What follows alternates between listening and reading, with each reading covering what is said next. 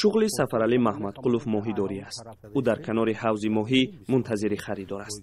дар сурати пайдо шудани муштарӣ ба ҳавз тур мепартояд.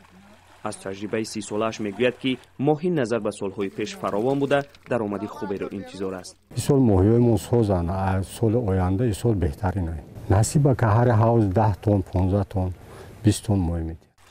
моҳидорони дигар аллакай харидори худро пайдо кардаанд. ҳоло дар ин кӯл ба ҷамъоварӣ моҳӣ машғуланд. ин моҳӣ амури сафед аст. харидори зиёд дошта ба моҳидорон даромади хубе меовардааст. ин навъи моҳӣ дар ноҳияи Абдураҳмони Ҷомӣ ва Дӯстии вилояти Хатлон парвариш меёбад.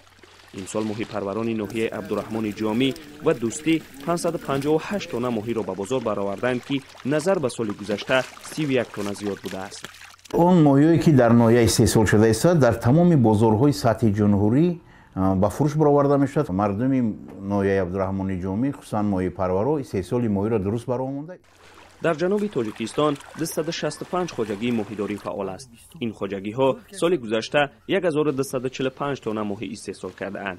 бо ин моҳӣ 80% бозорҳои вилояти Хатлон таъмин шудаанд. ҳоло 1 килограмм моҳӣ дар бозорҳои вилоят аз 20 то 45 сомонӣ арзиш дорад. маҳмудҷон раҳматзода, озодӣ, вилояти Хатлон.